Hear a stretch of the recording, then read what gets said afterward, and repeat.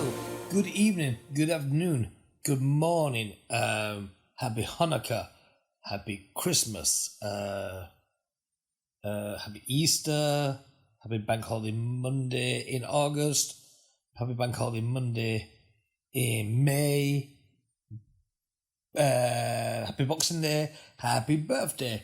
Just whenever you are listening to this, happy days to you. And I hope you are well, because we are back with another episode of the Gigs and Ghosts podcast with me, your host, Mikey Shiraz. And this one is season 2, episode 3, and it's going to be a bit different. It's been, how should we call it? It's been a week, if you know what I mean. It's been a week. We were meant to record this a few days ago. Life got in the way. Our guest couldn't make it on the times we needed. And before that, I couldn't make it on the times we needed. Because, you know, like Jurassic Park, life finds a way to fuck you up by dinosaurs attacking your plans. Although this time there were no dinosaurs, just other shit. So this is what we're going to do this week. My guest is going to come for the next episode. It's going to be Andy Hawkins, super producer. But we didn't want to do one with like just a week without. We've done that before. It doesn't work for me. It doesn't work for you. It doesn't work for the ghosts out there who want their stories told.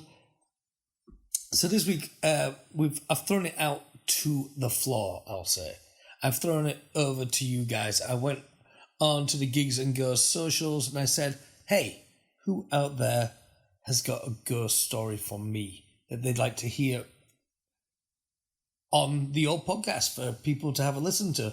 And luckily for me, you freaky fucks do have some freaky goddamn ghost stories, and you were kind enough to send them in. And for that, I am thankful.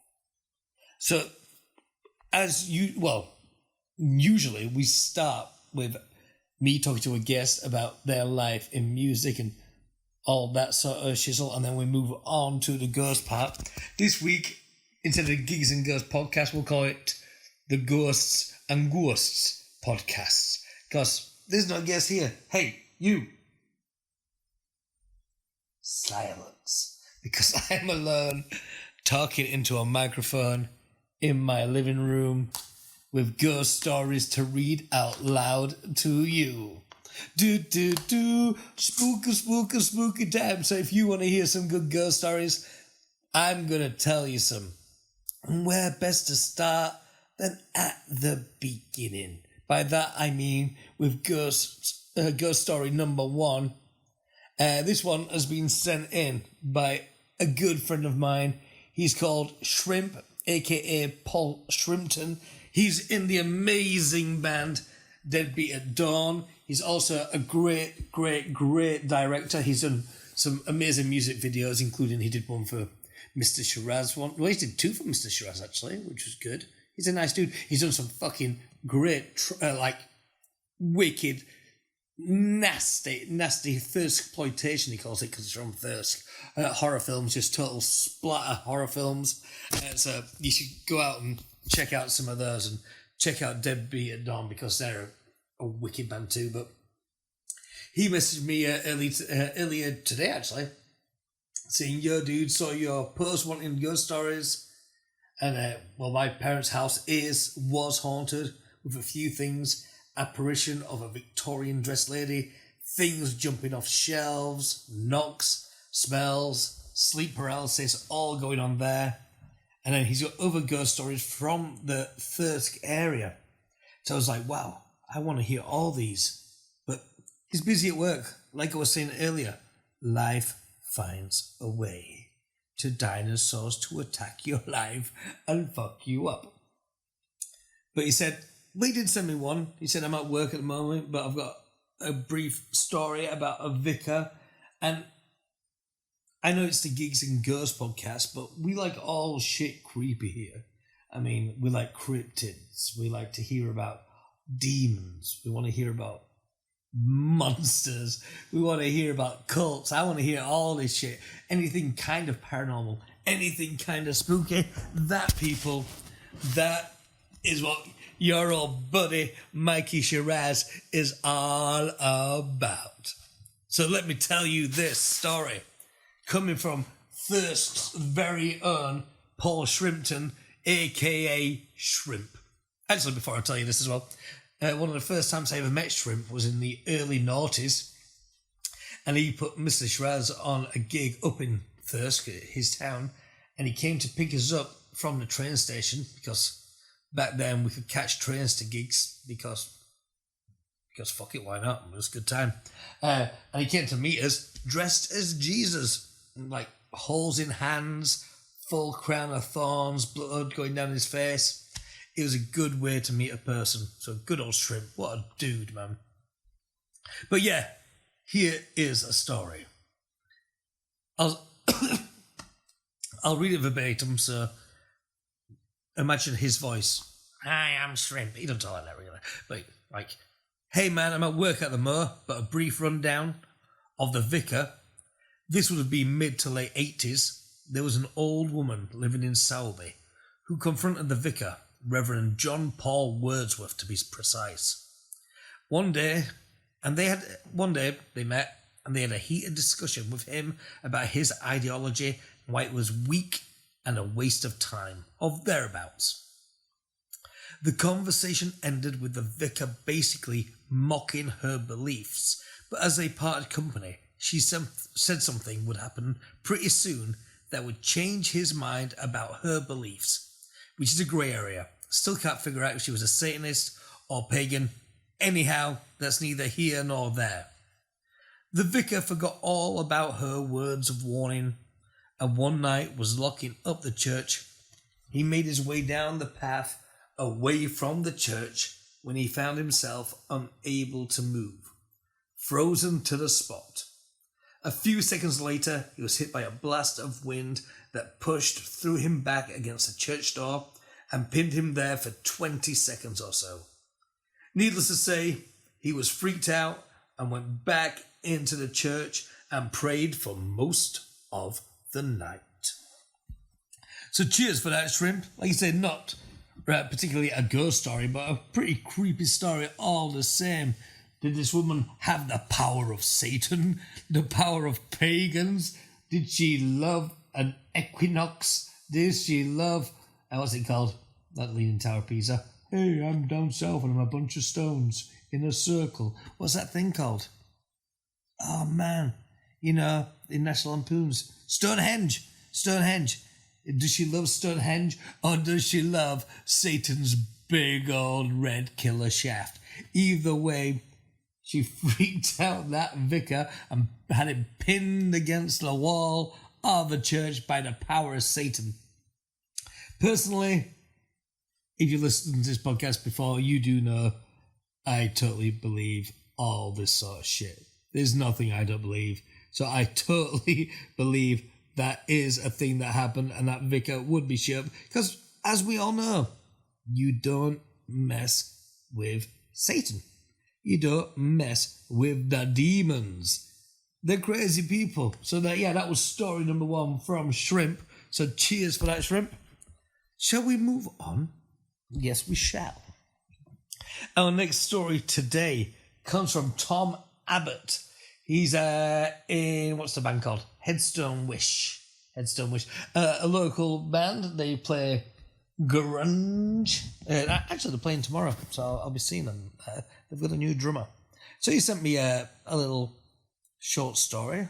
So, Tom Abbott, cheers, buddy, for sending one in. Let's have a listen to me. Read what you sent to me. Read it to you, not Tom, to everybody else out there. So, Tom Abbott says, I used to live in a haunted house in St. Helens. Every so often there would be tunes being whistled from the bathroom, despite nobody being in there. Turns out the bathroom used to be the old owner's bedroom, and he used the outhouse until his death. In the same house, we used to have a door lock that would spin around by itself. And on multiple occasions when my family would see other family members when they aren't there. For example, my sister saw me run upstairs and heard my brother scream, Thinking we were fighting, she ran up to see him quietly playing the PlayStation while I was in the dining room on my guitar. Hippie. Oh, my mum saw my sister go to hide, thinking she was going to make her jump. She crept up to get her first. She wasn't there. Ba, ba, ba. Cheers for that top, man. The whistling thing. I've heard ghost whistles before, and it's never a cool thing. Never. I know, like, when dwarfs do it in the mine in Snow White, that's like, whistle while you work. That's meant to be a jolly, jolly old time for people. And my friend Matt Berry, he used to whistle a lot when he was happy, but there's something cuts different when a ghost fucking whistles behind you. It's not a nice thing to hear. I mean, a bunch of us used to live together above the old parish in Huddersfield, and the amount of times we heard whistles there, it wasn't cool. You would be in the kitchen just like cooking soup noodle sandwiches or some other delicacy which we would be eating at the time, and you just hear from out in the corridor like a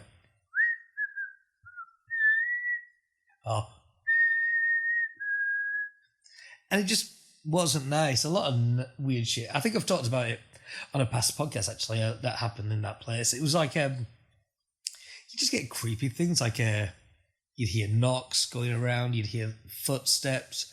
I remember once I was watching some horror films in the living room, and no word of a lie, the lampshade was one of those round paper ones, and it kind of dropped a little bit, then flew against the wall and then rolled off.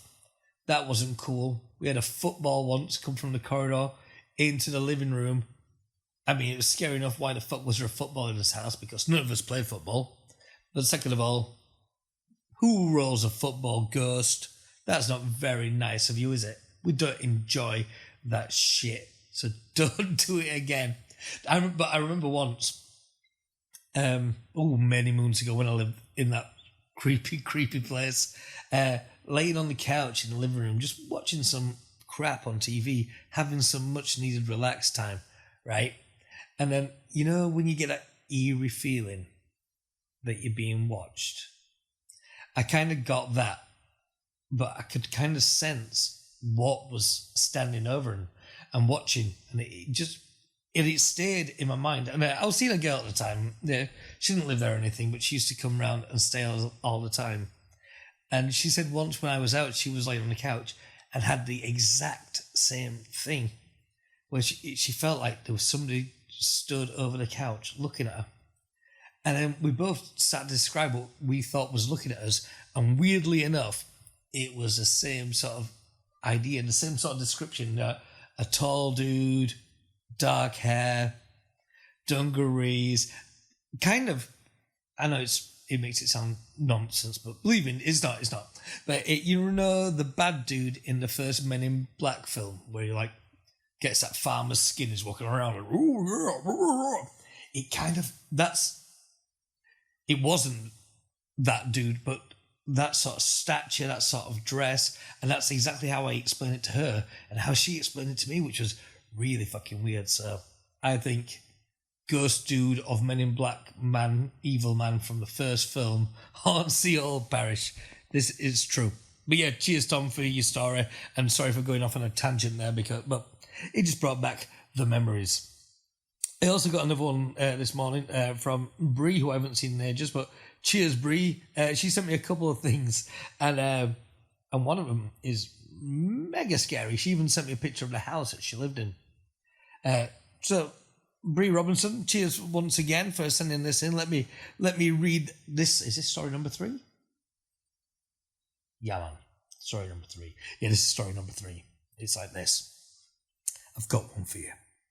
My mum was always super spiritual. I always blamed drugs. Anyway, we lived in this old knackered terrace property years ago. No central heating, bedrooms with open fires. One night I randomly woke up to a load of soot dropping down the chimney. I don't know why, but I felt immediate fear. I shouted out to my mum. I was like 14, so not on age you normally shout at your mum. She replies, I know. Come here. I literally jumped in beside her in bed. I was like, what's going on? There was soot coming down her chimney too. Her bed was against the wall of the bathroom. The soot stopped, and all of a sudden, the bathroom door opened and slammed shut. Then the door at the bottom of the stairs did the same. I swear to God, I thought I was going to die. I'd watched enough horror stories. Anyway, my mum, not someone to let something go, went to the library, and there was a family who lived there a few years before who declared that it was so haunted they moved into a caravan in the garden. Then she sent me a picture of the house and a map of where it is, so, I'm totally gonna sneak out one day and go have a look at this house from the outside and try and scare myself that I'm seeing some shit in the window. But as she goes on, honest to God, the vibrations from the doors slamming I will never forget. I've had some weird experiences in my time, but because my mum's so woo-woo, I've always been like, nah, it's now. I've seen some weird stuff over the years, but always balanced it with science. This is one thing that I've never been able to explain. And then she says how the people, there's a little back drive, and the family who lived there before, they parked a caravan in there and just lived in there to get rid of the ghost. That house belongs to the ghost people. You do not move into a house like that, especially if you go to the library and there's like shit there that says, look, people made complaints that this house was so hard and they were ran out of their house and made to live like travellers in their own drive. Fuck you, ghost. Pay your mortgage. Don't make other people pay it and then scare the shizer out of them. It's just not right. It's just not right. Saying the people who lived in the caravan, they went to the papers, but she hasn't been able to find that article. But if you're listening to this, send me when this all happened with the people living in the caravan who had to run away from the house, because I'm going to do some research. I'm going to see what I can find. I want to know all about this creepy Dewsbury house of doom. But she goes on with another one. Had another weird experience. Same house. You'll find this one hilarious though. Picture this. It's the 90s. I'm in baggy camouflage pants, a leveller's jumper, laid out in one of those big arse circle cane chairs, watching Eurotrash. I mean, to me personally, the leveller's t-shirt is scary enough. Fucking hippies hate that shit. But I digress. I'll keep going on with the story. Probably eating some shit. Hope not actual shit. Hope me like junk food. I was in the kitchen. It was the only room I felt safe in. There was a tapping on the window. I'm ignoring it. The tapping gets louder. I open the blind. There's a man stood there in a priest's outfit with a white face. I fucking shit myself. Who is it? Who was it? It was Les. Les from Cradle of Filth. My mum's boyfriend. I've never seen him in his getup. I swear I nearly died. My mum was out. He'd come back from a gig with a bottle of vodka. Fuck my life. Well, also Levelers, Cradle of Filth. I'd be messed up and scared too of life. Jesus Christ. But she goes on. Anyway, that first story with the soot and the banging doors is totally legit. The weirdest thing that ever happened. I wish I could transfer the feeling and a memory so you could see it in real time. I would not like that. That sounds awful. Because as much as I'm interested in ghosts and love everything about the paranormal, they still scare the living shit out of me. So nope, that's your voodoo. Keep that voodoo to yourself. She goes on though. Funnily, after the event, not sure if it's related, but the house seemed to deteriorate. That's Harvard. The house seemed to go to fuck 10 times more. Mushrooms grew behind the loo, and the hallway's roof under the bathroom started to cave in. Again, I'm not sure if it's related, but in the cellar there were some war ration books and old photos which my mum insisted needed to stay there. In the job I do, sometimes I question if everyone is mad or are some people just more tuned in than the rest of us. I could speak for hours about this. Me too, Brie. Me too. But I would have got rid of those ration books because there's obviously some pissed off, hungry spirit seeing you eat shit in your kitchen, getting annoyed, and it's like, I'm going to slam some doors because I had to ration my food, and you're just watching Eurotrash porn, basically, in my house where I was hungry. So that is that. Yeah, but once again, thank you again for that story. I know I was sent some more, and one that really, really creeped. Oh no, two that really creeped me out, which I'm going to find for you now. I've got all these on my phone because I got people to DM to me, and because I like to hear what people have got to say. Oh yeah, I found it, baby. Actually, this is my buddy Aaron from the Tall Trees. I read out one of his stories last week when we had TJ on about a haunted house he lived in, and he was telling me about some other shit. And also, there was a viral story a few years ago, which you'll all know, that went crazy, crazy viral. It was in all the news, it was on the papers, it was on every TV show, it's on Have I Got News For You? It was everywhere. We all shared it around. And I found out today that story was just made up by him for a laugh. And that made me laugh a lot. I'll not tell you what story it is, but it first came to prominence on the Facebook group 50 Shades of Halifax. But I'm going to get the Tall Trees in as a guest because he's got some fantastic, creepy-ass stories. But he was good enough to share another ghost story with us this week. And because last week it freaks me out, it freaked TJ out. It was a freaky story, so he sent me another one. And this is, once again, creepy as shit. And this is a first because it's an Australian ghost story. I'll try and do my Australian accent at the end. I think it's pretty good. But sometimes it goes kind of Cockney or South African. You know, I do a good Christopher Walken, to be honest. But my Australian's pretty... I do a fucking great Irish one, especially when I'm drunk. I'm one of those people who, as soon as I've had some drinks, I turn total Irish and I cannot stop. But it is a legit good Irish accent. I won't do it now. But anyway, here's Aaron's story. Here we go. Strap yourself in, people, because this one is creepy. So, when my nephew was about 1, my sister would wake up to him shrieking from his cot on countless nights. She said it wasn't a regular cry. It was as if he was scared. Woke up this one particular night, disturbed by something. I'm not sure what, but she looks over at the cot and saw what she described as a massive black shadow come from behind the stand-up mirror and fly into the cot at speed. And then my nephew started crying again. She said it then flew out of the room and it freaked her the fuck out.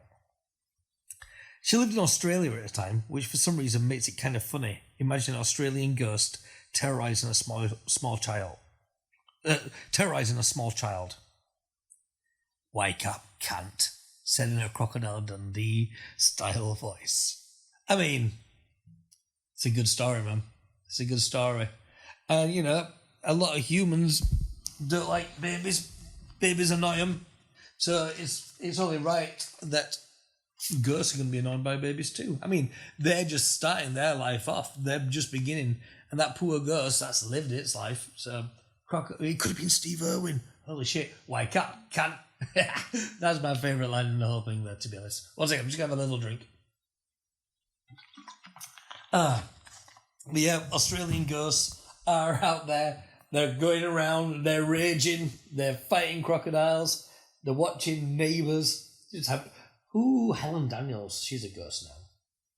She was on Neighbours, for all you people who don't know, back in the 80s and 90s. She did a really good episode where she'd had a stroke on the couch, and then I think she had a stroke in real life, so they had to write into the story because she had droopy mouth. But then, yeah, and then she died in real life, so they killed her off on that. I remember her dying on the couch. So I think she came back as a ghost. No, she didn't, because she'd really died. No, somebody came back as a ghost. Yeah, but it wasn't her because, as we all know, ghosts can't come back as actors. They're just dead by then.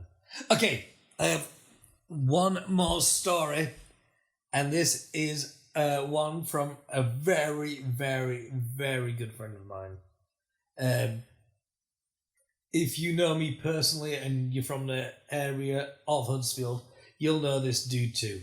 He is the one and only Red Fox, Henry Downs. And if you've ever met Henry, you know what an absolute gent of a human he is, and how never in his life would a word of bullshit have come out, which makes this story ever the more spooky as fuck to me. So thank you, Henry, for this. Love you lots, buddy. I saw Henry last week. We forced him to drink a tequila at this Weezer tribute gig, and the look on his face was one of, I don't know why I like you people, but we love you, Henry. You're the best. And here's Henry's creepy as fuck story. So, scary, spooky story time. When I was about 11, I awoke in the middle of the night, needing to go for a wee. It was at my dad's house, which is a big house with a long corridor running across the length of the house. My bedroom was at one end, the bathroom about 2/3 down, at the other end was a linen cupboard. I was sort of half asleep, but walking into the bathroom, I noticed a figure stood by the linen closet, facing away from me. I froze, and the woman turned to me. She was elderly, wearing 1920s clothes. She put a finger to her lips as in to say, "Keep quiet," and smiled at me warmly. I ran back to my room and jumped into bed. I was half scared and half not. I got a great sense of love and warmth from her in that moment. I spoke to my dad about it in the morning, and he went off returning with a box of photos. He pulled out a sepia photo that I'd never seen before of a man and a woman, and asked me if this was her. It was the exact same woman. The lady in the photo was my great-grandma. Holy shit. That's a sort of spooky story I love. I mean, I'm sat alone at the moment. What the hell's that noise? It's a sink, don't worry. Yeah, I'm sat at the moment, and that's one that just made, I got goosebumps. That gave me goosebumps. But that's 2 stories in 2 weeks where people have seen, like, somebody who has been a family member and got that sense of warmth, which I think that's a really nice thing to have. I mean, I don't know if I would. I'd just be fucking terrified. Or would I? I don't know. But then again, you know, that is it's a nice thing to hear. You know, it makes you think that your family does stay connected, and they do stay and watch over you, or I don't know, hang around in linen closets or hang around in your bed, which always freaks me out because what if you're masturbating? But anywho, so yeah, I mean, I remember just before my mum got married, she told me a story of her now husband, Roy, waking up in the night and seeing my mum asleep, and a lady kneeling next to her looking at my mum smiling. And he wasn't a believer at the time. Totally is now, I bet, because that's the sort of shit that fucks you up. But anyway, but also that feeling of warmth, which has reminded me about, I told a story a few weeks ago of one of my old bosses, Lawrence Gibson, who had the place called The Crown, where I got my first ever bar job, and they had some creepy shit happen there, like old woman in cellar, nasty, you know, ghosts about. But like, he had a thing where he woke up in the night and he saw something in the bedroom and he was terrified. He didn't have a warm feeling at all. He had a terrified feeling because that wasn't a family member. That was a knobhead ghost who had come to creep him out. So he was creeping out, and this was a dude, you know, he was, before he was a landlord, he was a taekwondo teacher. I think he even taught like the Olympic taekwondo team at one point. This dude was a legit badass, but he woke up his wife at the time and he was crying, he was scared, you know, he was freaked out about this thing in the bed, and he was inconsolable. And she calmed him down going, "Look, there's nothing there, it's fine. She calmed him down. But he was terrified, but she was able to calm him down, and he fell back to sleep.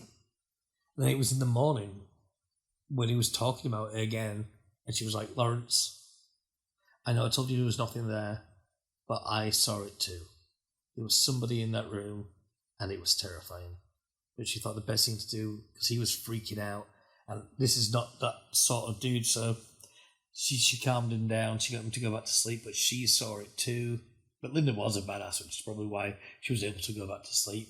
I mean, if I get creeped out in the night, it always is the safest option is to close your eyes really, really, really tight and go under your covers and try and read something until you fall back asleep, or look for a TV remote and put the TV on and turn it up and hope for the light scares the spooky away.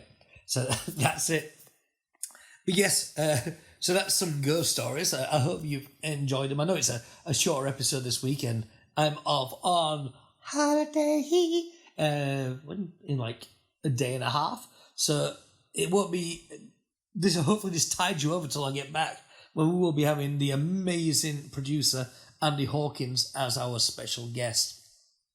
He's done albums for the likes of Kaiser Chiefs, Pigeon Detectives, Go-Go Bordello, Agnostic Front, Godthram, Mr. Shiraz, Woo Woo, Random Hand, Human Project, Nosebleed.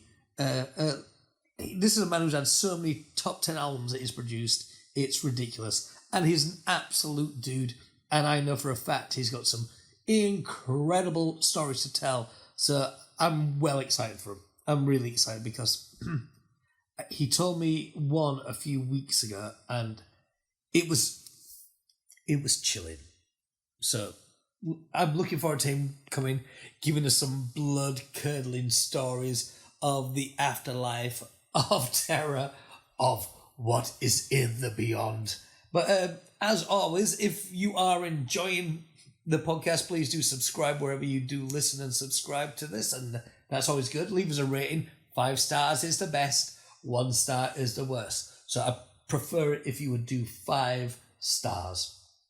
Thank you to my super producer Callum, who is going to take my weird 30-odd minutes of ramblings this week and try and make it sound professional? Yeah, that's the words. But if you've got any stories you want to tell, please do always send them in to us, because I want to hear your stories. What did Callum say this should be called? Gigs and Ghosts FANtom Edition, but fan spelled F-A-N, so FANtom Edition. So this was, let's say, not a legit episode, but an episode all the same. It's a Gigs and Ghosts FANtom Edition 1. But I'd like to do one of these again because it's been kind of nice and cathartic, just being sat in my living room by myself, looking at a statue of a goose on my windowsill and reading my friends' ghost stories. So that's always a beautiful thing. So stay spooky out there. Thank you for listening to the Gigs and Ghosts podcast. We'll see you next time with my guest, Andy Hawkins. So many rad guests are coming up over the coming months. Oh, and we're also planning, this sounds cool, this is the first time, and I'm telling you this, we're planning on doing a live edition of this podcast from an actual haunted poltergeist house. It's a very famous one. It's in Yorkshire, and you have to pay to stay over and blah, blah, blah. But that's going to be cool. We're going to do that, though. We're going to go out, I think, 3 or 4 of us to that house with the people who show you around. They do a seance. We're going to tell ghost stories. We're going to see if we can catch any ghosts in there. Because I thought that'd be really cool. And then you can hear real terror in my voice, because I'm gonna shoot my dickos. Well, this has been Geeks and Ghosts podcast. I have been your host, Mikey Shiraz. I will see you next time. Until then, stay spooky dooky, people. Ho, ho, ho, ho, ho. Bye-bye.